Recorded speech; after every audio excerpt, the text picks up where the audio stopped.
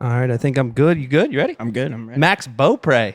What up, dude? How we living? Well, first of all, I want to thank you for taking the time to drive 6 hours when you got Tennessee Knockout coming up. I don't know really what other crazy shit you got going, but I know it's a lot, and you taking the time to come up here and talk to my dumbass makes me feel good. So we were just kind of going through all kinds of stuff. So everybody, Gear Shed Podcast, Max Beaupre.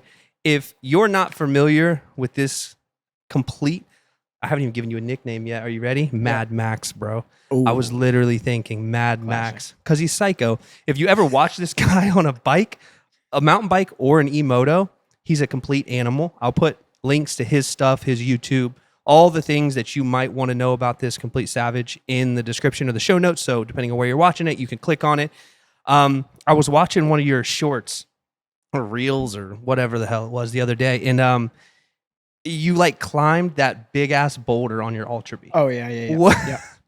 So walk me through the thought process when you show up on a trail and then you just see a massive rock and you're like, yeah, I'm gonna fucking jump that thing.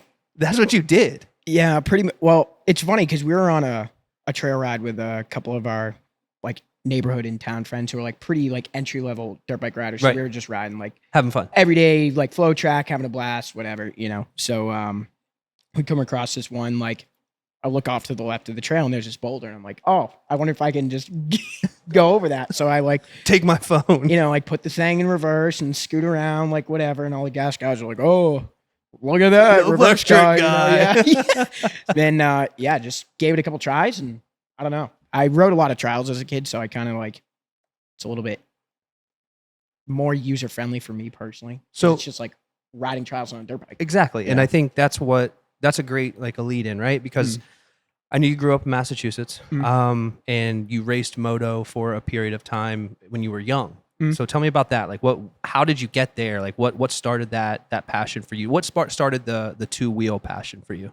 It was pretty much my mom and my dad. Like, you know, when I was a kid, I always found in it, like my dad always had motorcycles when I was a kid. And, you know, one day I was probably 4 years old and my parents got me this little PW50 and were like, hey, you want to go try a race out, whatever. Right. It was actually an ice race on a lake. Really? Which is pretty sick. That was like my first competition on two wheels ever, which I ended up winning. And I was like, hey, like this is pretty fun. And then just did hair scrambles, enduro, motocross, a bunch of trials, more trials than anything else, I would say. But I raced all those disciplines for probably 10 years. And then when I was probably 13 years old, my dad got me into mountain bikes. The moto community for like what I was doing was like a little gnarly. Like it wasn't necessarily like the most family friendly environment. And I saw some stuff that I didn't like necessarily like. That's like the moto community as a whole. It's extremely conservative, but like it's pretty gnarly. Like people are gnarly at moto races. Like there's a lot of alcohol. There's a lot of like, you know, anger. There's a lot of like really blue collar families, which is totally cool. But sometimes that leads to, I mean, you're also having your kids competing against other kids. Absolutely. So then you have like pissed off parents. Exactly. That are, like fist fighting with other, like I've been to the track where a kid's dad was quite literally like foot racing, chasing another kid's dad. Now this is like, it's just a regular day at the track, bro. Yeah. People are chasing each other around, like trying to kill each other because of some dispute about like their kids or their boys racing each other. Yeah. So it's a gnarly scene. So was that, as you started like getting into that, you just found like that wasn't like your like tone to your personality or like tune to your personality, or like what did you think? Yeah, I was kind of along the lines of what you said. Like it was more of, it wasn't necessarily like the kids I was racing against. Like I made a lot of really good lifelong friends. Yeah, for sure. Racing dirt bikes, but it was more the parents that would get like way too involved. Like you said, if there was like some sort of minor altercation on the track, like they collided or something, or, you know, just something silly. Like some of the parents would just go way over and beyond with like the aggression outside of the track. And it was just like, I don't know, you know, just didn't really like, I just didn't appreciate that stuff. So I kind of wanted to separate myself from it. So, I guess. Which kind of sounds like lame, but I don't know. I don't think that because like, there's, when you see those situations occur in any sport. It doesn't have to be moto. Like even dude, my son's baseball games have Oh, I gotten bet. wild. Yeah. You know, like families are fighting or the ump made a bad call and now the whole like everybody from the town is trying to kill this guy and Yeah. he's like got to run to his car after a little league baseball game. Yeah. It is Yeah. insane. So I think that's just like you know, parents are very passionate about how well their kids are doing in sports, which is Absolutely. cool. However, like it can push people out of the sport. But that Sure. I'm not going to say that pushed you because I would be putting words in your mouth, but somehow, some way, your dad introduced you to a mountain bike. And then, like, what was that for you? Because as I was reading some stuff on you the other night, it was inspirational because, you know, my son's 14, and I think every kid who races moto at that age wants to be Hayden Deegan, right? Exactly. They want to be Bingo. that. However, what they don't realize is what I read in one of your articles is that you're up at 5 a.m. You were going to work somewhere. I forget, it was one was a grocery store and one was somewhere else. Golf course. At the time, and then you would get off, and then you would go to work at the supermarket, and then you would get off, and then you maybe hit the gym, and then you would go home, and then you would relax for an hour, play Call of Duty, and Yep. then you would go to bed. Wow, I know what you're talking. That's an old one. That's an old one, but like, but at that age, you were like 18, bro, when you said that. Yeah. But at that age, like to have that type of mindset. Like you were 18 when you were saying it, so you had been like living this. So the point I'm making is that the amount of effort that it takes to be a professional athlete in any capacity, Anything. like I really think it's misunderstood by most kids, rightfully so because they're kids, right? And like Absolutely. most dirt bike kids, their families aren't poor, you know, like because you got a practice bike, you got a race bike, you got like a camper, you got all the spares. yeah, you know, the whatever. spares, you got motors, you got all this stuff laying around. So where do you think you got that work ethic? Definitely from both my mom and my dad. My dad was an extremely positive role model for me and continues to be, you know, as I was a kid into my adult life. And I don't know, I just took very strongly to that because, you know, from the way I saw him do things, like he's become very successful, and it kind of just like made it that much more obvious to me, like, oh, if I just bust my tail, then like things will come around someday, you know what I mean? And it was just always a childhood dream of mine as a kid. Like when I was really young, I wanted to be a pro moto guy and like, you know, do the whole whatever, like Hayden Deegan, you know, or Chase Sexton, whatever. But, you know, the older I got and when I got into mountain biking, I kind of saw like an avenue for me personally that would have worked out a little bit better than like the gas moto thing at the time, you know? So, my dad got me into cross country mountain biking in like 2012, 2013. I was 12 or 13 years old. Then I raced cross country for 3 solid years, 4 years. And then I found mountain bike enduro. I went up to Highland Mountain, which is a bike park in northern New Hampshire. And it's one of my favorite places to go ride ever. And I was just totally hooked, you know. It was my first chairlift experience on a bicycle. And the rest is history, you know. I just like got up every day with the intention of being better and than I was the day before, every single day. Right. You know what I mean? And granted, it's still not easy. Like, you know, there's a struggle basically every day. You know, you make so many sacrifices, like being a professional athlete and stuff. But at the end of the day, this is what I want for myself. So, you know, I just keep that in the back of my head to never never settle. You know what I mean? Like I'm never settling on any aspect of anything. Like I'm always pushing the extra mile or testing the extra tire compound or whatever. You know what I mean? Like drinking different types of, you know, Himalayan salt for better hydration. You know, like literally that kind of stuff. You know, so I'm always just like trying to push that envelope like that much more because, you know, through my experiences in the past, like it shows the hard work pays off, you know, but you got to do it right. For sure. Yeah. For sure. Now, I think you have, so why don't you explain what like a day in the life, and I'm sure there's like, it can vary so wildly, but like for you on the pro mountain bike circuit, like what does that look like for you? I mean, are you full time in your sprinter? Like, is that, I'm sure. Oh yeah. So you're just on the road, like all day, every day. That's pretty much wherever I got to be, I am, like to satisfy sponsors or to whatever that looks like. So because I think only thing that people see are what you show them, right? And you don't show them grinding it out in a sprinter van, right? You show them hammering a trail or flexing over a jump, whatever that is. So what does a day look like for you, like right now, currently? Because I know you were in Tennessee last night. Yep. And then you drove here, Knoxville. And then from here, where do you go? Like, where you? Probably head back to Knoxville, go get the Ultra BL dialed in, do some training with Will Reardon and some of the other American Hard Enduro guys this week. So then what does a normal day look like when you don't have Tennessee Knockout coming up? Usually on the mountain bike side, or even, mountain bike. We'll start with the mountain bike. So normally I'll wake up at 7, 8 o'clock. Then I'll go do a training ride in the morning, get some lunch, and then usually do another training ride in the afternoon.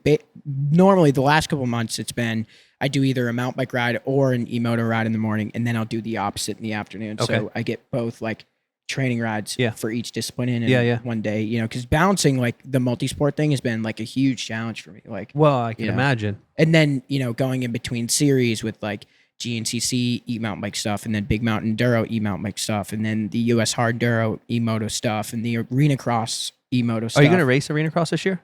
If they still have it, I would love to. Okay. Yeah, cool. that was a really cool experience. And for me personally, it was a little bit more challenging because I'm like race bred woods guy. Like, I just look for huge logs and stones, and there was neither. None of those. You know what I mean? It's just like Hayden Deegan's uncle built the one track we raced in Shelbyville, Tennessee last year. It was absolutely the gnarliest thing I've ever done. Like, it was basically like I have these mountain bikes. They're just single speeds, 26-inch wheels, like tiny bikes. You just ride like mega dirt jumps on them. It was basically like doing that on a motorcycle. So I was like pretty shocked. Yeah, honestly, dude, it's gnarly. And then when you have Hayden Deegan's uncle building the track, it's like it's going to be extra gnarly. And then Josh Hill's racing Sam Redmond, who is qualified for 450 mains. 100%. Yeah, like they're not slouches, dude. No, Wyatt Fontenot, like you have some savages out there on these e-motos. Oh yeah, and they're not just like.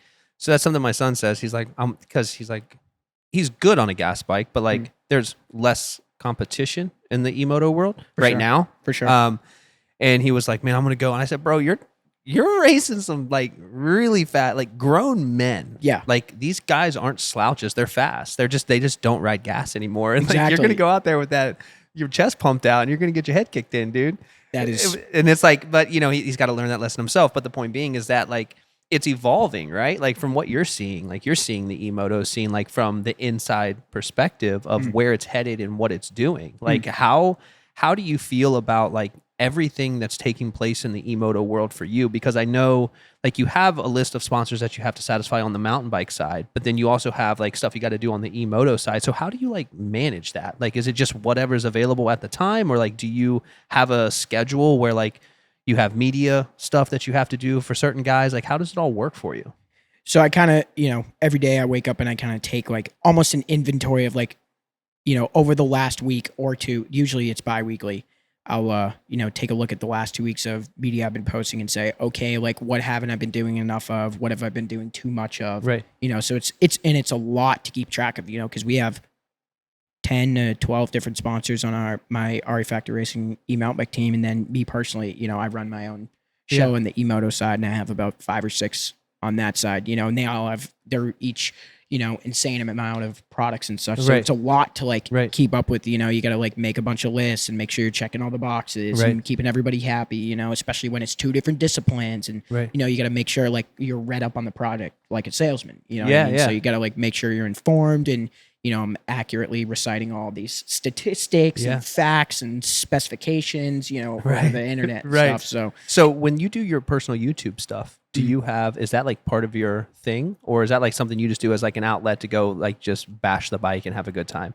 Because it doesn't seem very like tailored towards like, it's not media driven. It just seems like you're out there like, hey, I'm gonna do some more stupid hard enduro. Like here we go. And then it's like, exactly. Wah. Yeah, like that's kind of what because like I only have 500 some subscribers on YouTube. Like I've had my YouTube since like 2017. I posted like 20 videos or something. Like I've only recently like started doing more of it, but it's more of just like I want to show people like what a day in the life looks like. Because like I get to go ride some insane stuff with some insanely talented people. Right. And I just want everybody to like be stoked on, not even be stoked on what I'm seeing, just like see it from my perspective. Right. Just like, whoa, like this is insane. Well, it is crazy. I mean, I found you on like we crossed paths somewhere on Instagram, and then I saw like a video pop up of like hard enduro, and it was you, and I'm like, what the fuck? Like I was watching, and I was like, man, that looks gnarly.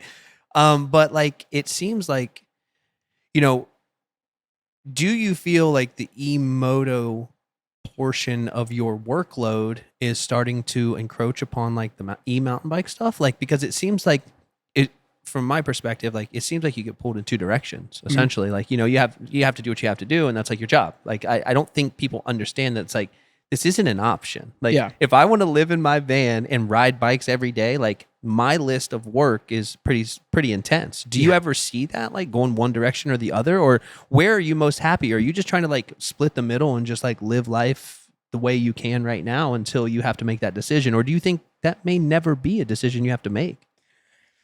For me personally, right now, like there was a part of me last year that was like, oh, like full moto would be so sick again. Yeah. You know, like because I had a 10-year hiatus from like racing dirt bikes intensively. You know, I had a KTM 150 SX I had in outside of college and stuff that, you know, I probably rode like 20 times over 3-4 years, Yeah. but you know, nothing crazy. Right. But, you know, for me personally, like it's pretty cool to be able to do 2 different sports at a high level. Right. You know, so for like me personally, I would definitely like to continue doing both.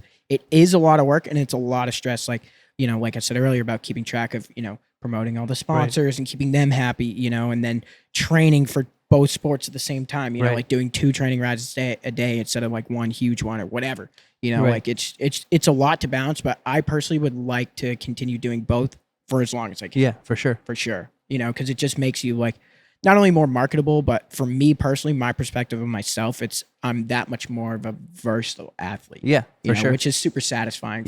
Absolutely. For my own self, for whatever reasons, you know, but it's just fun. Like, you know, I'm kind of like trying to capitalize on like the whole E thing. Like I'm one of like the first like E mountain bike guys to like go hard at it, at least in the United States. Like there's a bunch of really high level guys in Europe that are like cruising, you know, but outside of that, like I won this past summer out in Kellogg, Idaho. This was a month ago now. I won the first ever inaugural e-mountain bike national championships. I got a sick jersey, that's stars so sweet. and bars. Yeah, I'm super stoked on it. But you know, so I kind of would definitely like to keep both of those moving forward into the future. Well, I think like the E scene, right? I mean, that's why we're here today. You know, we're here today because of that, and it doesn't matter. Electric in general, I don't want to say it's the future in terms of like the other things won't be relevant because they will. The purists would hate it. The purists are gonna hate. I don't give. Luckily, I don't give a shit. But like, sorry, no, I'm not sorry. Here's the thing though, like it's becoming something that's truly undeniable, right? Like. The Stark Varg is a machine that can compete at the highest levels with the highest athletes in any arena at any given day. Yes, it has its drawbacks and it's unable to do certain things, right? The Chinese brands, I think, have came a significantly long way, you know, but now we have people like Dust and Bunnell and who else is another one? I think there's one more too. Have you heard anything about Riderado? Right, I know they have a bike too, but it's like it's not like American, right? There's definitely like offshore facilitation of like how we put the bikes together, but it's like it's like founded in America, but maybe it's like, you know, organized and manufactured outside of America, which is still pretty cool. But same thing with like kind of Dust and then Bonnell, like you have a lot of American influence on how these bikes are getting made. Because one of the things when I went to like the AIM Expo and I'm talking to like whoever from whatever major E-Moto company, right? And they're like, yeah, like we built these bikes with like with riders in mind, and like it's kind of messed up that like I like took it this way, but I'm like, where you got a bunch of Chinese guys out there ripping, like, is that a real thing in China? Like, do you guys actually do that? Like, I don't know if you do or you don't, but like, I'm not satisfied with that answer. Like, I think we need to have like an American company, an American presence, and people actually pushing the limits, because I think, you know, we can say whatever we want about like MXGP and the dudes over in Europe because they are savages, but you got guys like Jorge Prado that came over that's still struggling to keep up with these American dudes, because American guys, where they're used to riding groom tracks, but they're gnarly, you know, which I think it's cool though that all of this is coming together, and the Chinese bikes have came such a long way. You know, you ride the Saran Ultra B, that's what you're racing, right? And Charge Cycle Works built that out for you to kind of give you a fresh platform to have like a good bike to race. Yeah. Because you were saying that you raced a stock Saran Ultra B in the Tennessee Knockout last year. With wheels and tires only. With wheels and tires only. How did that go? Why don't you break that down for me?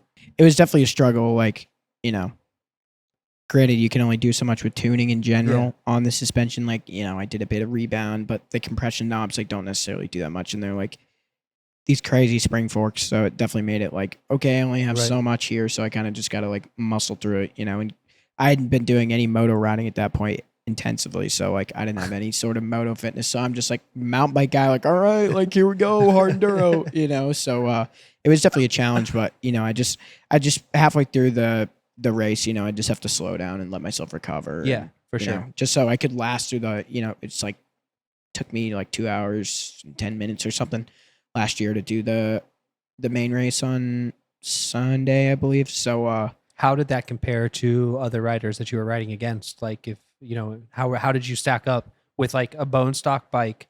Is it one lap? Is it one continuous, or are you doing multiple? One continuous Okay. for the amateur class that we did. Yeah, so I actually fared pretty well. I ended up 4th overall on Sunday. So I got 4th because it's a national championship weekend. Yeah. So I got, you know, one of the big AMA plates with a number 4 on it. It was pretty sick. That's sweet. But yeah, I just kind of, you know, muscled through and, you know, used my prior trials experience and motorcycle background from when I was a kid to kind of like, okay, like I know I can finish this race and get through it. Like just, you know, make sure you don't blow yourself up type deal. Just how keep much myself of in check. was that like mental, like getting into, because obviously you're at a disadvantage, but it's not even about that. Like at that point, you're kind of just there for you. You know, you're just racing for yourself. Like I want to see how well I can do in these conditions. So like getting to that point, like how did you feel mentally after that? Like, was that like your first step to like, hey, I kind of want to take this E-Moto stuff a little bit more serious, or like where were you at there? Yeah, I couldn't be more the case, you know, like I definitely knew I could finish the event. I just had no expectations of how I wanted to do, you know, but when, you know, they do a qualifying session on Friday and I ended up 1 second off the winning time. Really? With a crash, with a pretty heavy crash. I like mistimed a splatter and then just went over the bars, like pretty heavy. So, you know, I was like, dang, like I'm pretty on it. You know, like I bet I have a decent chance at winning this race, but you know, I just didn't have the skill and overall endurance to, you know, keep that intensity throughout the entire race. So it was kind of like, okay, I got some work to do, but you know, let's just go out there and have some fun pretty much, you know, because it was just all fun for me coming from mountain bike racing. You know, it was totally new, like never raced hard enduro before. So I was just like stoked to be there. Yeah. Like seeing Billy Bolt, Manny Lettenbichler, and all those dudes, Cody Webb, like just out there ripping. I'm like dude, savages. You know, like these are all dudes I looked up to as a kid, like when I was racing, you know, motorcycles. So it was really cool to like be in the same environment as them and like be doing something totally new to me. You know, it's just an awesome experience. I think like, so you're going this year, you have a completely different bike, completely different everything. Where do you think, so now you have like a year under your belt, you've been riding pretty consistently, right? You've been on them. So are you, the bike that you've been riding, your current Ultra, have you had an opportunity to do any modifications to it previous to now? Like, or were you kind of like pigeonholed still riding the stock bike? Because I saw one of your videos, you had Cirrus on it. So when were you able to start modifying it to like see how well you could progress on that bike? It was very shortly after Tennessee Knock. Actually, immediately after the race, Cirrus approached me and was like, "Hey, you know, we really see some good potential in you and love your, you know, your personality and such. So we'd love to have you on the brand." Which is super cool. Like Phil, Kent, Graham, Josh, like all those guys are just top notch people. You know, they're all Americans, which means a lot to me, you know, personally. Yeah. So it was just super easy and natural. Like we tested at my parents' house in their backyard and all the trails I grew up riding since I was 10 years old. That is so what I mean? sweet. Like I was literally in my own backyard testing, you know, this suspension, which was just super cool. And like, it's just the biggest thing for me personally is like, not only is it super consistent, like I've had the same set on since a couple weeks after Tennessee Knockout last year, like no rebuilds, nothing. Well, like, that's where I'm at. I think I have like close to 700 miles on my set. And it's just like my bike's completely torn apart right now, like getting fixed. But I mean, it's, the fact that you can ride hard for 700, 1,000 a year, whatever that looks like for you, and not have to really surface it. Not saying that you shouldn't. Maybe we should have. By all means. But like you can still ride the bike and it still performs really well. Like their whole story of where they came from, like their whole Fox background, it is wild. It's wild that I think one of the things that solidified my desire to be in this industry when I did was the phone call I had with Graham. And he like took the time with a no-name person, and I'm still a no-name person, but just like I had no real experience. And he's talking to me about suspension in a level that like a doctor talks to a doctor, you know, Bingo. like I'm a patient, bro. Like you Yeah. need to talk to me like down here, you Yeah. know? But he's like explaining his philosophy. And what they said was so interesting. And this is what I hinged my entire business decision on, which is wild. And I'm going to botch it. This isn't exactly what he said. The data is going to be a little incorrect. But the moto market is like an $8 billion a year market. Yeah. And it could be, I could be wrong on the numbers. I just forget. But he said with the presence of electric moto and what that's bringing to the market, it's expected over the next 10 years to double. Wow. Now, and these are guys that come from like Makes major manufacturers. Like Fox is no slouch. Huge. Yeah. Companies, right? He built Fox from nothing in Taiwan. And they're leaving.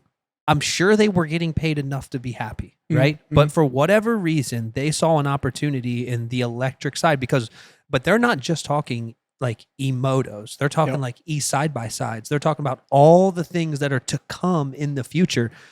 And when I heard him say like how much the motorcycle or electric motorcycle was going to impact the overall motorcycle market, I was like, well, this is a no-brainer. Mm-hmm. Like if I was on the fence at all, which I probably wasn't, but like that information that he was sharing was so helpful in me saying, all right, well, I'm going to do this, you know? Absolutely. And I think people really underestimate these electric bikes. I know that every time, here's the cool part. So we were at a race Couldn't event. agree more. Yeah, like we were at a race event this weekend or 2 weekends ago. My son was racing 125, 250, all gas bikes, dude. So I took Electrix down there because like I'm cool with all the local race communities here. So I took Electrix down there, took some bikes, and like it's so crazy that like most people will come over and when they're like, hey, do you mind if I like take it around? I'm like, yeah, man, go ahead. Every single dude, I don't care if they're from riding 450s or they're riding 85, 65s, they come back with the biggest smile on their face. Bingo. And they're like, dude, this is crazy. I said, I know. Like, I'm not here to tell you that this is better than what you do. Exactly. I'm not here to say gas is not the future or it's ever going to die because I hope it doesn't because I hate the sound of 125s. I hate the sound of two strokes, dude. My son's in this whole start is 125, just bang, bang, bang. I'm like, oh my. And you know, like he's warming it up. I'm like, dude, we get it. Yeah. You got a 125, bro. Stop. But like, I love going to arenas and, you know, watching Supercross. And it's just like we were in Glendale this year and like that scene, it would be really weird if all of that was electric. I don't want that. Just silence. Yeah, like, no, dude, I love the wah, wah, wah, wah, wah, like the 450 sound and like, dude, that and the 250 sound, I love that. But the point is that things are evolving and the major OEMs are currently blocking Stark from getting into the AMA series. Yep. They are. Plain and simple, and it's purely money motivated. I get it. I get it because they are so far behind. Like KTM relates the free ride. Have you ever ridden that bike? Nope. I've never even seen one. Never ridden it. Heard some mixed reviews. Whatever. I'm sure it has its pros and cons, just like everything else. For sure. But like, if that's Stark does Stark files on YouTube, and I don't know if you ever watch them, but I watch them all the time.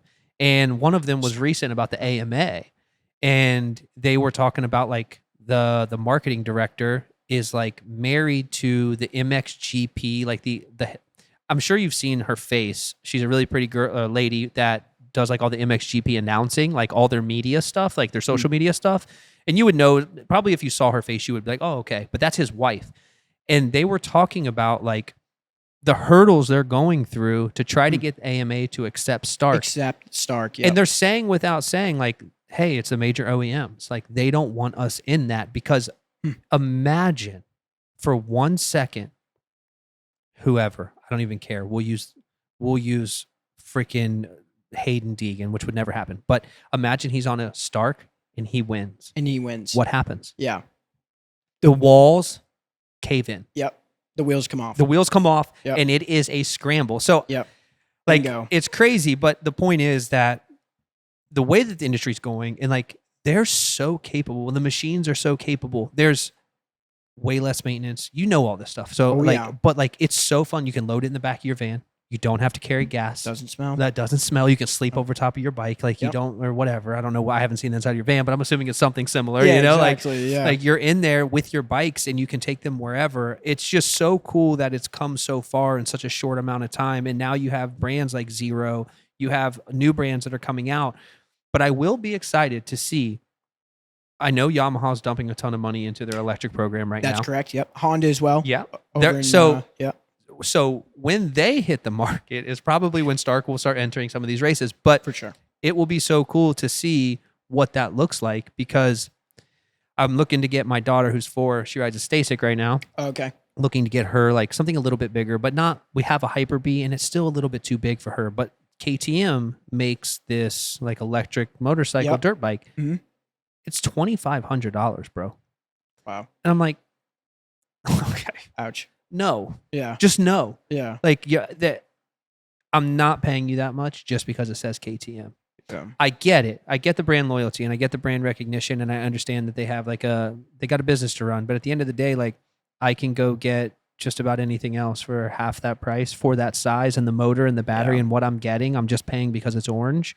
So anyways, that was like a rabbit hole conversation. But the point is, like, it's cool to see what's going on. And the guys at Cirrus have like pushed this industry to another level, because who would have done it had it not been them? Like EXT has a great kit. I just put it on my 3.0. That's right. Yep. They have a great kit, but it's not Cirrus, bro. Like, it's not. Exactly. It is not the level that they're producing for riders like yourself, because you would go out there and blow an EXT to smithereens, I would imagine. And they don't even make anything for a big bike. It's only like the light E-Moto stuff, Ultra B stuff. Yeah. So I think they took like one of the biggest shots the industry has seen to date and said, I'm only making suspension for the Sur-Ron Ultra B, because that's how it started. Like, and you got to think about, Sur-Ron Ultra B is a really popular bike, but it's not, there's nothing else to compete with it. Exactly. And there's way more of every other bike than there is of the Ultra B, right? Absolutely. So they took a shot on a smaller portion of the market to prove themselves, and now they're releasing, like, nobody's going to be able to compete with it. Exactly. And you know, from riding stock to putting Cirrus on, like, it's literally 2 different experiences. Completely polar opposite. Literally. Yeah. And it's cool. Like, I just love where that's going. And I think it's so cool to be like doing this world, like being in this world, because I don't come from like my career, like it's not this, but like it's becoming this because it is exploding to the level that it is. And then you have opportunities to meet cool people, ride cool bikes, introduce yourself to new disciplines, right? Like, do you think, like, with the mountain bike stuff, how many races do you do a year? Like, what does your schedule look like? Because I know you said you do like a mountain ride in the morning, or an E-Moto in the night, or you reverse that. Yeah. So like, but I know like a big portion of your schedule is surrounded around mountain bike. So like, how do you, like, what's your schedule look like this year? Like the rest of the year? I'm assuming summer's like the big season for you. Well, so the enduro mountain biking industry is actually hurting pretty decently at the moment, just like, most other industries at this point in time. But within the United States, there's very few high-level enduro races left. So the most notable right now is the Big Mountain Enduro Series, and they for the E-mountain bike class, they only have 3 events a year. So really, yeah. So I just did the first 2 and the national championships. Right. And then did you win? Yeah, I won all 3 of them. I already knew that. I knew you wouldn't say it. So I wanted to put it. Yeah, no, for Congrats, sure. by the way. Thank you. Yeah, it was a really good summer. I worked really, really hard all off season. I broke my scaphoid 2 years ago now, and I'd been the dirt bike has been a huge component in recovery. Has it been helped because of like the transition of your wrist? It's my throttle hand, and I lost a ton of mobility in it, and nothing I was doing rehab wise in the mountain bikes was working. And then it was only until I stepped on the dirt bike that's 200 pounds and actually has some wrist movement, coincidentally my right hand, my throttle hand, so then it just, I just powered through the pain and it started getting better. But so with the mountain biking stuff, it's kind of like, it's not necessarily over. Like I have some free ride events where I go hit sick jumps and do backflips and 360s and like all that free ride stuff. But for the most part, like the bicycle racing, I'll probably have 2 or 3 more races I'll do. Really? You know, so for the rest of the season, it's more or less hard enduro E-Moto for me, which is pretty cool. Like, you know, but on the same token, like, it kind of bums me out that I don't have more, you know, because I used to do like 13, 14 mountain bike, not necessarily e-bike, because I only started doing that 2 years ago, but like, you know, I do 14 analog mountain bike, Amish bike races a year, we call, you know. I mean, bro, but the Amish definitely ride e-bikes. Yeah, exactly. You know, but yeah, so it's kind of a bummer, but you know, I also have to understand, you know, the industry's hurting and I can't necessarily expect too much, you know. And like, I could go out of my own way, you know, because I build bike parks and mountain bike trails and stuff to like start a race series and provide like this whole experience, you know, for everybody else. But for me personally, my own goals and aspirations more focused on like getting sick results for me. Right. You know, but so where do you see yourself, like, as a good thing that you just said, like being a professional athlete has a window, right? Absolutely. And you are in your prime, brother. Bingo. You are in your 25, prime. yep. Yeah. So like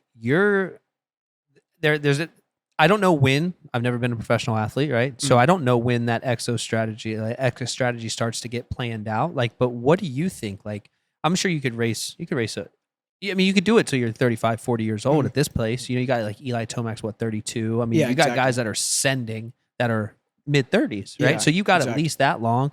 So what do you think, like, what if all of this was gone today, right? Like, if all, like, you just stopped racing today and you're like, all right, I'm going to go do this thing. What would you do?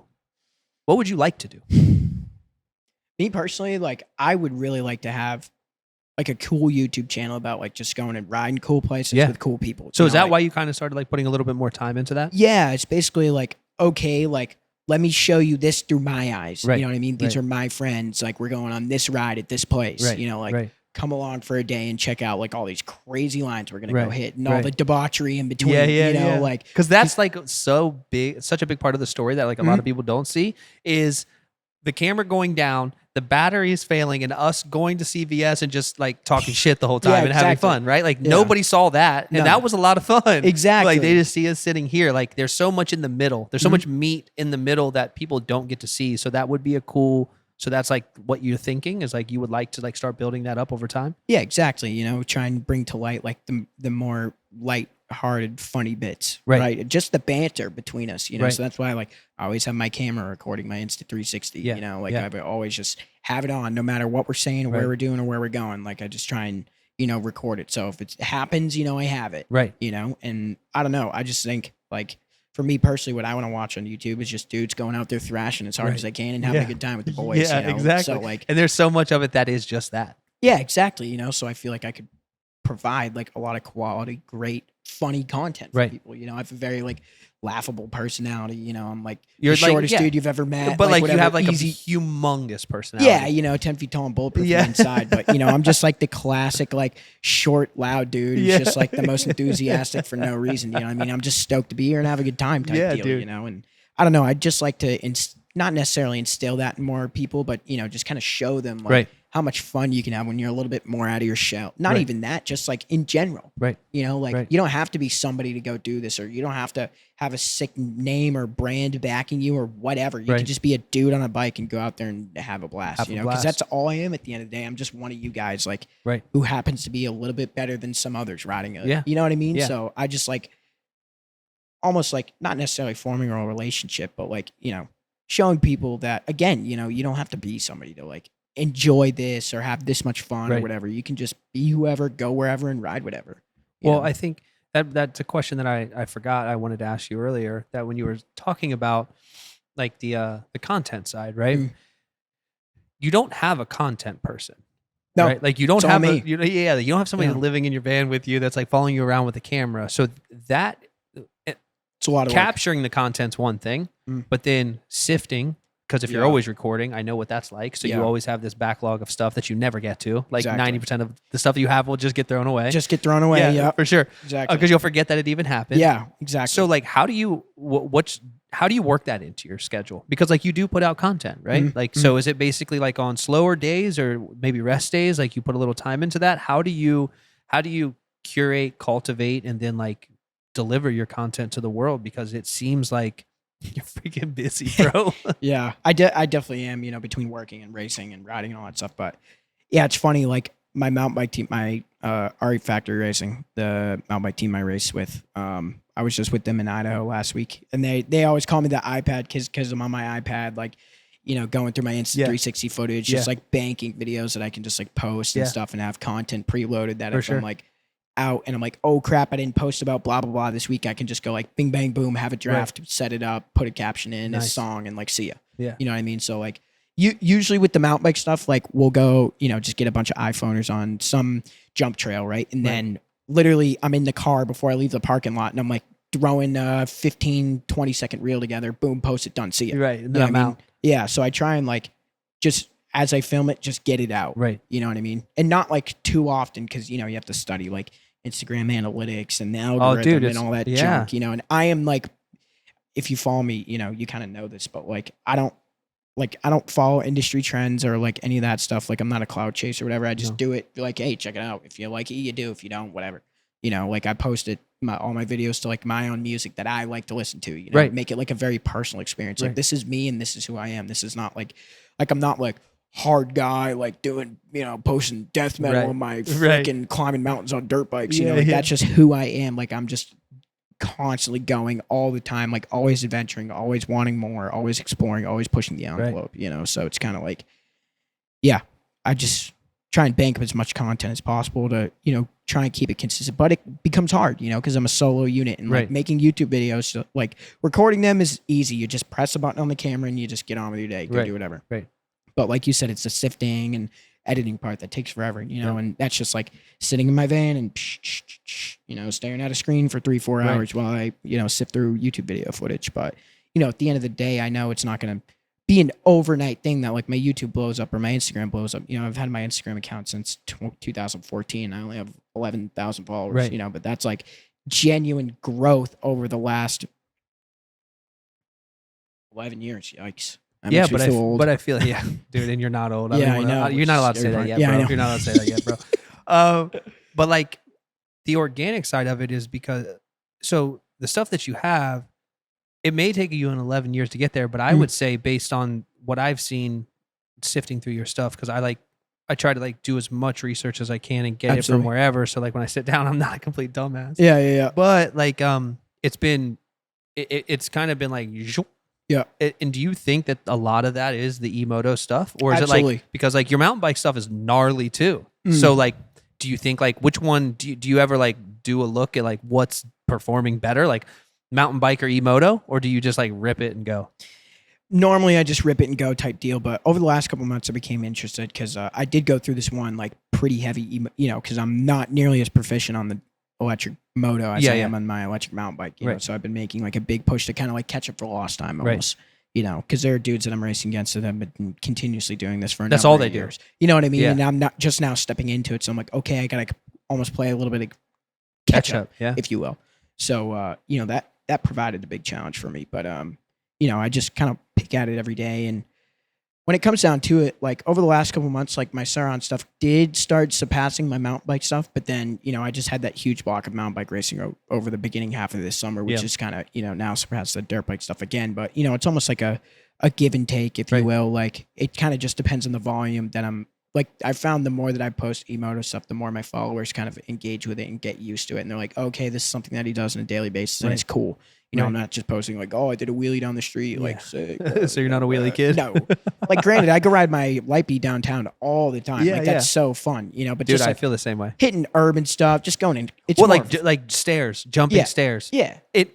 Okay, so I was like so against. So I was so against like riding in the city because mostly because I have a 14-year-old son. Yeah. So like I try to like do set a like good example. It's not like a street bike, you know what I mean? But then like I got out and I'm in the city and there's cars and there's traffic and it's the hustle and the bustle and there's stair jumps and like I'm like, wow, this is. Now I'm not in the middle of the road doing a wheelie. No, for sure. But like I'm definitely doing things that probably you shouldn't do. Which is why it's cool. Yeah, which is exactly it's like you're kind of bringing like a little bit of outlaw lifestyle to it, and like you're ripping around, and it's just so fun. And now it's like, man, like he's like, my son's like, well, can I go? I'm like, no, dude, like, could you imagine if we get in trouble and like I'm there in trouble with you? Your mom will fucking kill us, dude. I am sleeping in the camper for Yeah, life. for life, You know? yeah. So yeah, Yeah. but like the city stuff, like it's fun. All the places you can go, and when people come in, you get a lot of gas bike dads that come in to want to buy bikes for their kids, and I would say four out of every five dads that come in with their kid that buy a bike for their kid within 30 days come back and buy a bike for themselves, right? Because it's like Yep. they get to do it with their son, and like you can talk to each other while you're riding, and like Which you is can, so you can cool. hear nature, and like you Yep. can hear a stream if you're riding by a stream. Like there's so many like advantages to it, but it's funny because Sneak up on the gas guys too. Dude. They hate the horn. dude, they hate hate it. Well, my horn's Hate busted, right? So I was in the racing this weekend, and the only reason I won is because my son's bike.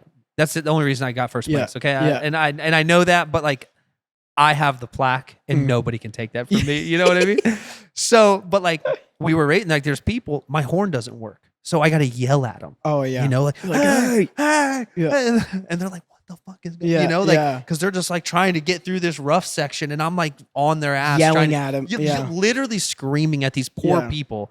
And it's just funny because like that's the only thing that you can do. Like The you only have no thing. other option, or it's beep beep. Yeah, beep, exactly. beep. And like these people hate that so much. Very much. But they so. also you get snuck up on because you don't know who's behind you. Yeah. So like exactly. you think you have a little bit of distance until And they'll you be go to- right on you. and they're on you. Yeah. Until you're going up a corner and you just see a Exactly, flash in and the you're like, I corners. didn't even know that person was behind me. Yeah. Or you see like the headlight that some of them, Yeah. mostly come with. Yeah. So I think that with that, Yeah. that's an interesting topic. Like, do you think, because some of the things that the gas bike guys say, like the big name gas bike guys, they can't hear the people behind them, and they're not wrong, right? Yeah. They're not wrong. Do you think that like is, I don't want to say an issue, but like, do you think that might be a problem for like electric bikes racing with gas bikes on a big scale, like on the big stage, Yeah, like yeah, pro yeah. stage? Do you think that's a problem? I would absolutely agree, and I do like understand for like, the people riding gas bikes, like, yeah, it kind of sucks when there's an e-bike behind you and you hit him Yeah. with the horn deal. Like, it's a little bit demoralizing, but like for the greater good, I believe like they should be required to have horns if you're going to race, just for the I sole agree. purpose of being able to notify somebody you're there. Like, 100%. because when Manny Lettenbichler and Billy Bolt have their factory Huskies and KTMs, whacked out, like nobody can hear anything At all. At all. Yeah. You know what I mean? So like, and obviously where they are, Right. if you're not them, Right. Right. But like me on my 30 horsepower Ultra B, like, even when I have that thing singing, it sounds like a fly in the woods. Yeah. You know what Yeah, I mean? yeah. So like, if I'm a gas dude or whatever class, doesn't matter, right? And like there was an e-bike guy coming up behind me, I'd much rather him honk at me like, 10, 15 feet down the trail Right. versus like get right up on my tail and start yelling at me, For sure. Because then I'd have like a little bit of, anticipation. Like, for you know it, it's at coming. least. Exactly, And then I feel like there wouldn't be so much conflict, like the gas dudes would be like, okay, like, this guy's coming up on me, like Right. obviously he's faster or whatever. Which Find is so probably. yeah. Because there is, I don't care what anybody says, there is a way that gas bike dudes look at electric dudes. Absolutely. Because we're racing in a gas, but it's like an open class, right? Mhm. So like, but like, it's kind of like the electric dudes like stick together, Yeah, you know what I exactly. mean? Like they're just banding together. But then like everybody's like in the beginning of the race, everybody's kind of like judging the shit out of you, Mhm. essentially. Like these fucking hippies. Yeah, look you at this know? guy and his electric dirt bike, bro. And Yeah. then you beat them. Yeah. And then they're like, They're like, dude, Yeah. that was so cool. Like, what is this thing? You know? Yeah. And like, I guess you just gotta like break that barrier and For like sure. do it in the most like reasonable way possible, as Mhm. opposed to like this big gas versus electric war in the middle of the track. But it's funny because like in the beginning, everybody's like, you're kind of douchey. Yeah. And then like you beat them. And then they're like, dude, what is that thing? You know, Yeah, they're super exactly. cool. So it just, you got to break down those barriers. But it's like, it's funny to watch that whole tribal thing take place, Mhm. where like everybody kind of sticks together until you finally realize like, oh, okay, we're the same type of dude. We're Yeah, just exactly. riding Just a on different different machine. bikes. You Yeah. know what I mean? It happens to me every day, bro. Like, I could only imagine, like, Every do day. you get shit for riding electric Oh my mountain God. bikes? well, granted, for the greater purpose of being on camera, I can't say some of the things that are said about me on a daily basis. You know what I mean? One can only imagine, right? But like, it's funny because I'll go, with American Hard Duro, we do a bunch of rides where we, go out with a bunch of different people in different places and such. So, most of the time, because the three guys I normally ride with, Sean Leader, Will Preston, and Drew Kirby, they're all, diehard gas guys, have been forever, super talented motor riders. And, like it's the usual banter between us, but I've ridden with them enough. They know I can ride and hold my own, So, it's cool to like go on these big group rides and stuff to see all these, like, I show up in the parking lot, my bike in the back of the truck, and they're all like, what the, like, what is that, bro? And I pull all my stuff out and they're like looking at Drew and the rest of my buddies like, is this guy serious? Like, what is like, he's not riding with you, right? And they're like, oh, is your battery going to last the whole time? Like, whatever. And I'm like, oh, I don't know, brought actually. 5 of them. Like, yeah, exactly. Can I do a battery drop? Yeah, I don't exactly. know. Like, I'm going to go stash this one in the woods real quick, So, and then they go see me ride and they're like, every single time, they're just blown away. Yeah. They're just blown away. Because I think it's like that. People don't realize the capabilities. Exactly. Like, they really, really don't. Nate, the sound engineer, we've done the podcast with me several times, and he's like, he's a diehard gas, or was a diehard gas guy, but like, it's just, he lives in a city and like, he doesn't have a garage, and it makes sense, right? And I think the next generation of moto kids is where I was getting with the gas dads that bring their kids in here. The next generation of kids that are going to be racing on Saturdays at Washougal and Supercross, Glendale, those kids are going to be these kids. Yeah, bingo. Because like, you have what Electric has, I'm not saying the industry was dying, because it wasn't.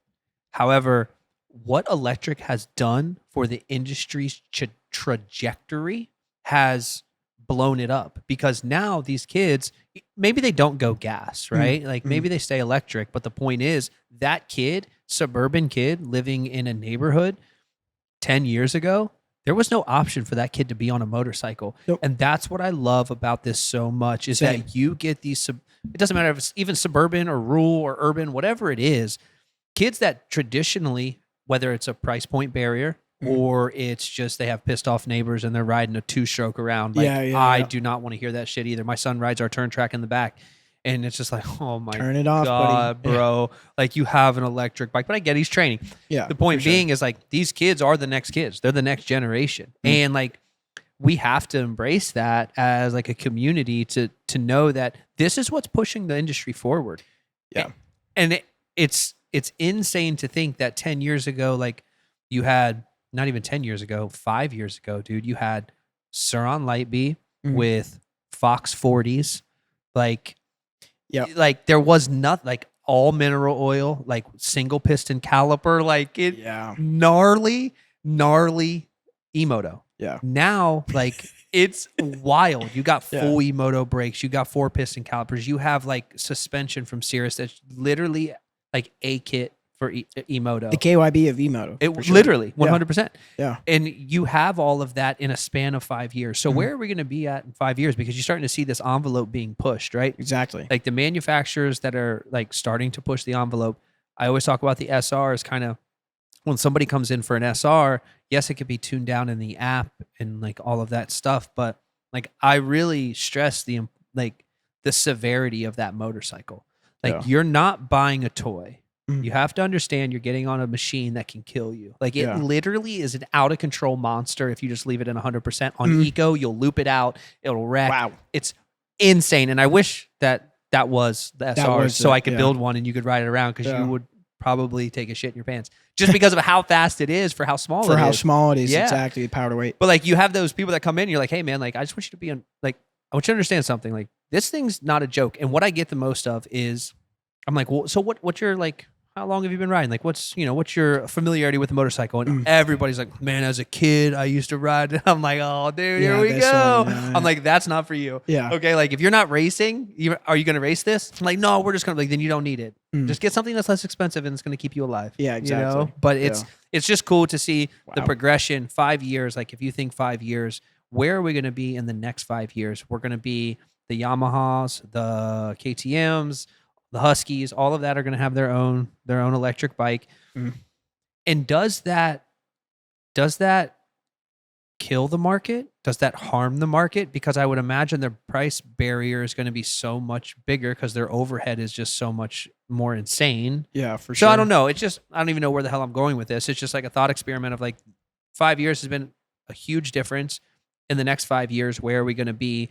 And at what point is there going to be an E-Moto class on Saturday Supercross, right? Like, because that stuff's coming and it's going to be so gnarly. Or are we racing gas bikes? Like, and you're hearing horns on the track. Like, Hearing what's horns on the that going to track, yeah. be, man? It's so cool to think that we're really at the forefront of this. Absolutely. The beginning. Like the beginning. This Yep. is like the ground floor. Like Yep. there are companies that have been doing it like Charged and ECR, the Talaria boys. Like those guys were innovators. Like Exactly. they really stepped out to see.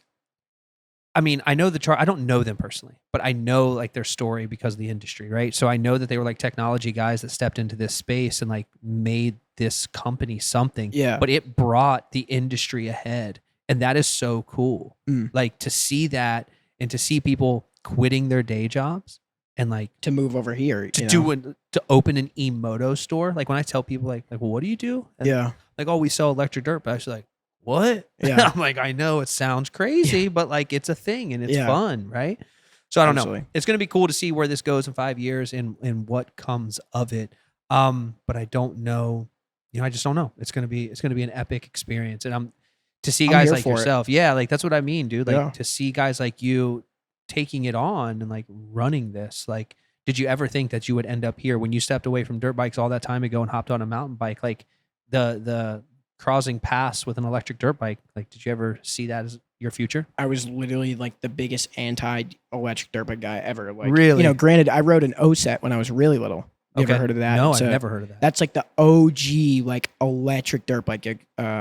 Mine had 16-inch wheels, and then I had a 20-inch wheel version, but it was an electric trials bike. Oh, And that's like what I got. I had one right before I got a gas 50 Right. trials bike. And, that was very, very not necessarily crude, but for what electric dirt bikes are today, you know, it was a crude design and whatever. But that was kind of my first experience with it. And then I was just all gas throughout, minis to super minis and such. That's when I stopped. But, it was, stepping back into it today, I was like, wow, like this has come so far already. And, this is like some of the first generation of this stuff we're experiencing, so it kind of opened my eyes to like, okay, the potential and the future that it actually did have, and for me personally, like I enjoy riding my electric dirt bike just as much as my 152 stroke, like it's almost more fun for me because of my proficiency in mountain biking. And it's so similar. Like it's just two handbrakes and a set of pegs, just like my mountain bike, but it just Dude, like pedals. do you ever get them confused? How many times have you tucked the front end like grabbing the wrong lever? Not once. All my bicycles since I was a little kid, I've swapped the brakes to moto. Smart. This is always. People give me crap for this all the time. Dude, I'm literally doing that on my bike. Yeah, like this is your front brake hand always, and then like what's on the other side? It's either my rear brake or a clutch, which neither. My E-Moto doesn't have a clutch, so it's my rear brake. It's just easy. I never get confused. People loop my bikes out all the time. I never thought of that. Like it's just every machine I get on, it's the exact same other than the left control. So you just flip them around. Yeah. And I just flip the hoses. Just leave the levers where they are, detach the hoses, route them the other way. Done deal. Even my road bicycles were moto brakes. Like even my Dude, why did I never think of that? Why is that so revolutionary? I don't know. Like even my dirt jump bike, which you only usually have one brake to do bar spins on, I put it on the left side. The rear brake. Yeah, exactly. Yeah. Like that's it makes sense. Every time somebody rides a bike, they're like, "What? Why is your brake in the wrong side?" But it's only wrong because like that's just what the industry always did. Exactly. And then when E-Moto comes, it kind of screws everything up. Yeah, exactly. Yeah. So it's kind of funny, but I don't know. For me personally, it just works better for me. So what about the E-clutch?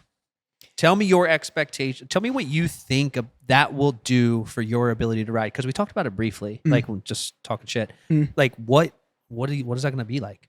There's a lot of instances where in creek bed, because some of the creek beds, especially this time of year in Tennessee, it's 95 degrees and 80% humidity. Like absolutely everything's wet. Oh, it's like a rainforest, bro. Oh, absolutely, absolutely.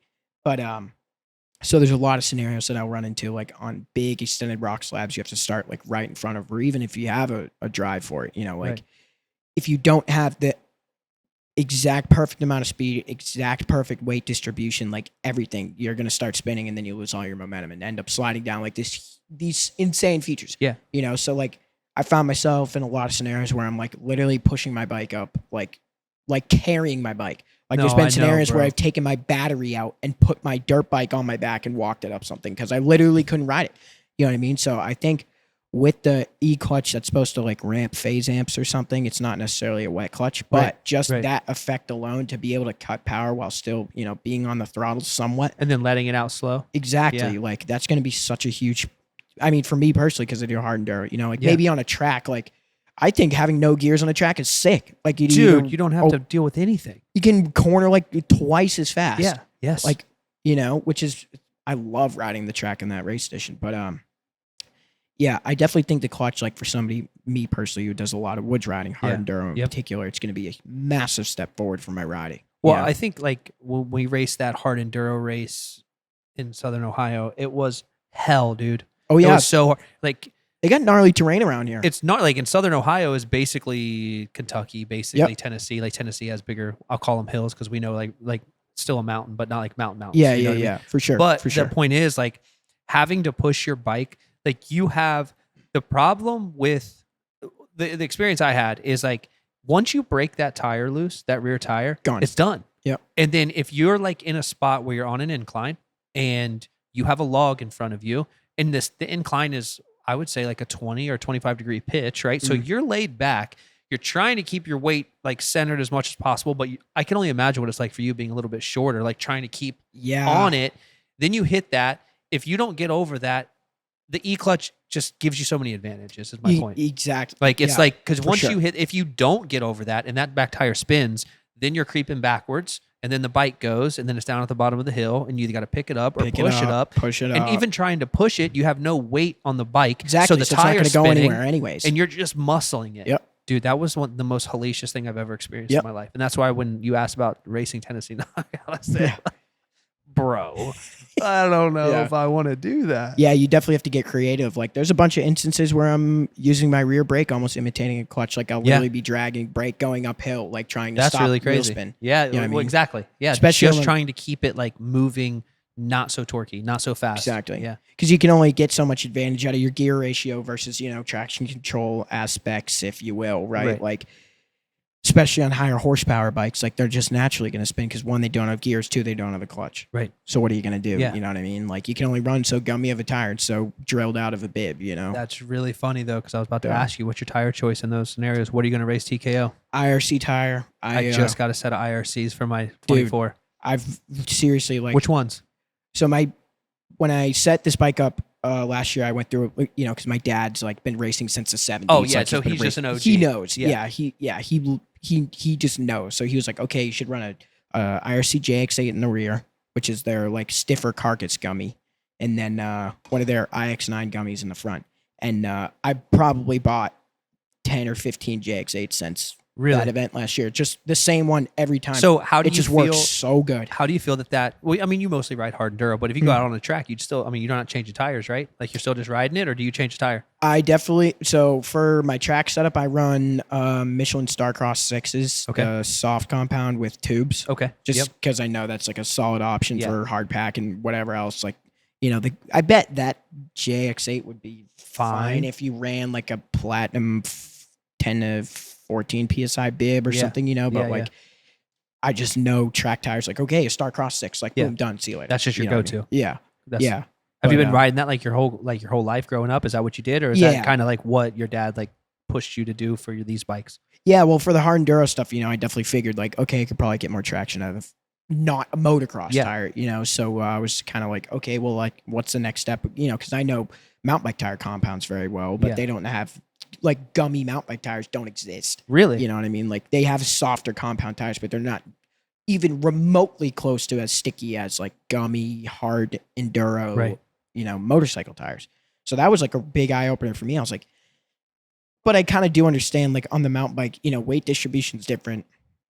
E-mountain bikes are still new, so they're not like Maxxis is one of the only companies, I might be wrong at this point, actually producing an e-mountain bike specific casing for Really? you know, tires. Like it's stiffer. Yeah. Sometimes it has a wire bead instead of, you know, all just rubber. So that's been kind of cool to look at. But for the most part, I was just totally green to it. Just like, Yeah. okay, like what kind of should I kind of run here? And the IRCs have just been like lights out for me. That's freaking Lights sick. out. Yeah. Well, I feel like that's like the go-to when you have any type of hard enduro scenarios in IRC. They just have like the reputation to back it. Absolutely. What bibs are you running in your TKO bike? New tech. New Tech? New tech. Yeah, I have a 6 to 8 that I drilled 16 holes in. Okay. So, and I've had that bib for a very long time. So it was like pretty clapped before I even drilled it. Yeah, Now yeah. it's like you can squish that thing like 4 inches down. To the Really? rim. Oh yeah. So you just what size drill bit are you using? Just drilling into it? It was just like an oversized socket, it's like a 20. It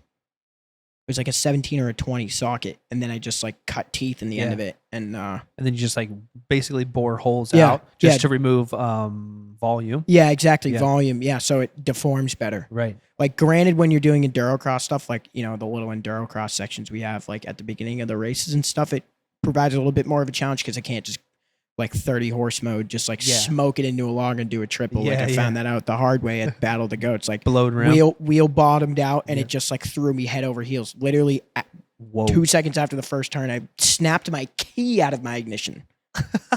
I crashed so hard. You're so gnarly. 2 bro. seconds into my first pro track race at a hard enduro, dude. I was like, "Are you actually serious? Like what?" Dude. You know, because that was the one advantage to the electric dirt bike. There was a single log, and then there was a double log section with tires in it. Yeah. And I was, after the first lap we did on Saturday, it brought us straight into the enduro cross section again. So I tripled over that, Right. which nobody else had done. Trying to get over it. I just, get it out of the was way. like, okay, I'm a mountain bike guy. Like I can gap anything. Yeah. Yeah. You know, and I got it. But the start of the pro race on Sunday was a 180-degree turn right before that feature. So I just juiced it and bottomed out the tire too hard. And And it just threw me over the bars. Yeah. But so you know, you got to be a little bit cautious with, you know, that also comes with all the experience I've gained over the last year of riding hard Right. enduro. Like what tire setup I like, what bib setup I like, how stiff do I like it? You know what I mean? It's all personal preference, and you'd have to like develop your own like sense of feel for that Right. kind of stuff. So now I'm kind of getting like a little bit of groundwork for that for me personally, you know, but it takes a while. That's, I mean, boy, and I think so much of what this is personal preference, right? Mhm. Like if we talk to somebody else, they'd probably say something completely different, right? For sure. So, but it's for cool sure. to hear like the way you go at setting up your bike for this type of race, because I think that's helpful for people. Maybe not everybody has ambition to ride like hard enduro. Yeah. because for it sure. takes a man, dude. It takes a man. Yeah. Like you have to love punishment. Absolutely. Like you have to love like Murph And hating workouts. your life. Like you have to love like CrossFit. Like that's the punishment that Yeah. you love, is just killing yourself. Your heart rate's at like 190 for like 4 hours. Yeah. Yeah. You know what I mean? You're like, wow. This Dude, is, I fucking died. I thought I knew pain. Like, you know, I've done some really hard, really gnarly mountain bike races in my life. Like, you know, 45 miles in a day for an enduro, and it's raining and thunderstorms and like 40 degrees. Like 8,000 feet of elevation. Yeah, literally at like 11,000 feet over in Bryan Head, Utah a couple of years ago. It was absolutely insane. It took us like 7.5 hours to do the race. Like it was That is ridiculous. misery. But what do you do after that? Before you go on, what do you like? You get down from that race, the race is over. Do you just die? oh yeah, you like just Eat and start die. slamming water, electrolytes. Just trying to slamming get back water. to baseline. Yeah. You know, like a bunch of my friends stuff were having beers and stuff, but I'm sober. I don't, you know, I just personally don't Yeah. drink. But like, So is that I would be destroyed, you know, after a race like that, Right. like consuming any level of alcohol or whatever. And yeah. That- So you say you're sober. Is that like just a personal choice? Yeah, I don't know. I just found like even when I have like one beer on an off day, like whatever, I just feel like crap the next day. Yeah. And I don't know. It just doesn't provide me any sort of benefit. It's just spending extra money in my eyes. So I was like, it's just a personal, Yeah. just a like. It's. I'm not saying that's a bad thing because you know there's a lot of people that drink for pure enjoyment and whatever. And It's something like, I understand the social side of it. Yeah, And the reason I ask sure. is like, I've been sober 17 years for a completely different set of reasons, right? Like I just Yeah. had like a massive crippling drug addiction when I was a kid, you know, and I kind of grew up in that environment or placed myself in that environment and decided to do it. So, but that's why I am the way I am. Like you have it too. And I see it.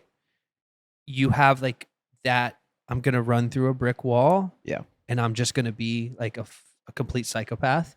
And you're so lucky that you never slipped into like you have an addictive personality. Like you want, Yeah. you know, and like you That's the just, scary part. yeah, for sure. Like to sort of hear you say, I don't drink, like, I think it's cool for people to hear because like I don't drink because it's not good for who I want to be. Mm. Right. And like for you, maybe we got there for different reasons. You know, Yeah. I got there the way most people shouldn't or don't have to. Mm. But it's cool that like it's cool to choose to live your life that way. You know, Yeah. I think that's especially for kids, man. Like for kids to hear that, like there's so much noise, and you're still, I mean, 25, man. You know, like there's still a lot of noise for you too at 39. Like I really don't care as much. Like For sure. I'm married, I got family. Like I'm not trying to do any of Yeah, those things exactly. anymore. You know, Yeah, so like for I don't sure. have to compete in this weird way to like be like the alpha. I just don't give a shit. I'm just here to have fun. Yeah. So like you getting into that and like being sober and choosing that lifestyle for yourself, like it's probably really helpful for your athletic side. But mentally, like I'm sure it really puts you in a different category because there's not many 25-year-olds who just choose to work your ass off, grind, drive, crisscross the country, right? Punish yourself on a daily basis, eat beef and rice 7 days a week, and live in a Sprinter van, right? That's what it takes to be a pro, man. Yeah. And I think that's I didn't know you lived in a van until you pulled up in a van. Yeah. You're like, hey, I'm in a black Sprinter. I'm like, he's living in a van. Yeah. Like there's no house on a ridge. There's no garage full of toys. Like that's what I got. And I'm giving it my all.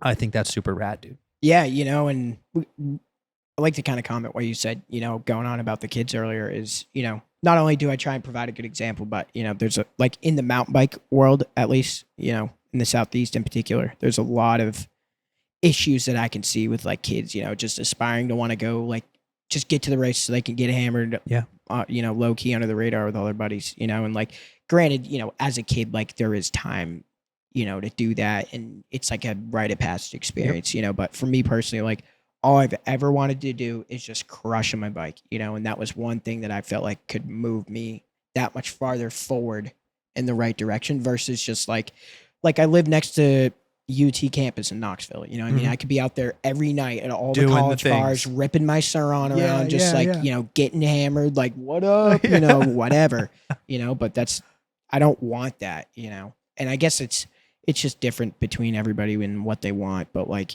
you know, I just do my best to set a good example and like, again, you know, prove to everybody you don't have to be somebody to like be good at this or, you know, have a professional presence or something like that. You know, you can just be some dude that just wants to do better for himself than maybe some others did, you know? So, Well, and I think there's in the one thing that's like often overlooked is there's somebody out there that's working harder. exactly. Always. Exactly. Now, maybe that person, you guys don't cross paths. Like for me, I think the same way. Like there's somebody out there that's working harder, not in the sense of work, but like on their mental fitness, their physical fitness, their spiritual fitness, if you're into that, right? There are so many things that create a well-rounded individual and not everybody practices them, and that's fine. It's not a big deal. Like everybody has their own path, but there's always somebody out there that's working harder than you. And if you don't continue to push yourself, whether you're a professional athlete or you work at a grocery store or it doesn't matter. The best version of you every single day it takes a lot of work. It takes a lot of effort. And I think that's so often overlooked because like when I grew up, bro, like there was no Instagram. Yeah. I didn't even know these people existed, Yeah. you know? Yeah. And now, like, you know, you see kids see all this stuff going on around them and it's confusing. It can become confusing. So at your age, you grew up in the digital age, right? Like Absolutely. So you've been involved in 2000. that for a long time, you know? So like now you've been able to like suppress the noise, focus on the goal. And Always outside. like, that's great, dude. Like it's sick to see like a young man who's so passionate and willing to like sacrifice everything to continue to push himself forward, to be a better version of himself, to like help the world in some weird way, you know? Yeah, for sure. And I think that's another big thing people don't understand is like I literally sacrifice everything on a daily basis to be able to do this. You know what I mean? Like I literally live in my car. Which my mom hates. I'm so sorry, Mom. I know. But, you know, it's it's not necessarily, well, it is the life I chose, but this is the life I wanted, you know? And at the end of the day, sometimes it is hard, like going home and being like, Yeah. dang, I live in my car, Yeah. you know? But like on the same token, it's like, I take a step back and I'm looking at, you know, my day-to-day operations and I'm like, dang, I'm doing what I've always wanted to do, you know, now on both ends with the electric dirt bike stuff and the e-mountain bike stuff. So it's really cool. You know, again, there is a lot of struggle, but you know, it's all just based on what you want, you know, and this is just what I've wanted for myself. Like I've always just, I don't know. I feel like my biggest obsession is just like seeing how far I can go. Yeah. You know what I mean? Like always just doesn't matter what it is, just pushing as hard as I possibly can and seeing just how far I can push myself. You know what I mean? Because I have yet to find my limit, you know, which is just like, it erases a question of like, okay. It erases the question that you're a psycho. Well, yes, like all of my friends say this, like they're like, dude, you're insane. Like just genuinely, I don't know what's wrong with you. You know what I mean? But like, I don't know. I feel like that's the part of me that's like, okay, that's why I'm good at this stuff. I'm just like, and it took me a long time to become obsessed with it. Cause like as a kid, like I didn't care about training or whatever. It was always just fun. Like I was just there having a good time. But when I got into my 20s, I was like, dang, like I definitely have the potential. Like let's maximize it. You know what I mean? So what's next for Max, man? Like where do you want to take 2025, 2026? What are some goals that you have that maybe people don't know about that you're working towards outside of like your personal stuff? So my biggest goals honestly this year is I definitely want to try and win Tennessee Knockout. I'll be there. The overall for that. I'll be screaming at you, bro. Yeah, no, for sure. That's definitely a huge goal of mine, especially with my results last year, you know, and on considering the equipment I was on. Not that it was any sort of bad, you know, it just wasn't the most optimal. Yeah. For what I Not was, exactly. You know what? So you know, and that's only with knowledge after the fact, right. You know, of okay, now I've been on the Sears stuff for the last year with all these other upgrades that I've more power, all that kind of stuff, but so Tennessee Knockout's a big goal for me. I got I'm hoping to get selected for the Team USA to go race mountain bike world championships again. Nice. I had the privilege of doing that last year. So I won mountain bike nationals this year. So that's an automatic entry. So nice, dude. I'm pretty stoked on that. So I'm hoping to, again, they have to go through all your credentials, make sure you're, legit enough to go race this race. So I'm just hoping I'm privileged enough to have that opportunity again. And outside of that, I really want to do a couple of film projects, definitely on my race mountain bike and then, on my free ride jump bike. Yeah. Would like to do a couple of projects, just kind of portraying like the style that I have outside of just going super balls to the wall fast on down a racetrack. Yeah. You know what I mean? So I definitely, because that's something I haven't necessarily done a lot of in the past. Just been like Instagram reels, and then like I've done a couple of smaller video projects that never really got any traction. Right. But I definitely feel like I have the skill enough. I have a versatile skill set enough to be able to kind of portray a style of riding that people will enjoy riding or watching riding. Yeah, enjoy it. Well, it's fun to watch you suffer. Yeah, you know what I mean? So like, I enjoy it. That's kind of the thing is like, not only showing like all the success, but the, the failures, like, like the 100 tip overs I have cause I'm 5 feet tall, during a hard enduro ride, or like, crushing my skull on a backflip, like, like the honorary whatever, like people love that. And yeah, that goes in line again with, just kind of showing everybody what a real, what it really is like, for a professional athlete. Like it's not all success, No. So, well, listen, dude, you came all the way here. I'm internally grateful. It's been so much fun. I knew when I was texting you that we were going to have fun because you're just a wild animal, and I respect it so much. But I will leave all of Max's stuff in the show notes, description, all of that stuff, so you can follow him. You can watch his YouTube stuff. He's a great person to follow if like you want to push yourself, and I think we all want to push ourselves in life. And if you want that, like he is doing it every single day. Any questions, please leave those as well. I will get with him and get them answers. Tennessee Knockout, you're going to crush it. I'm going to be there. I am going to love every second of watching you absolutely annihilate the field. I'm rooting for you, dude. Thanks, crushing. I appreciate your time.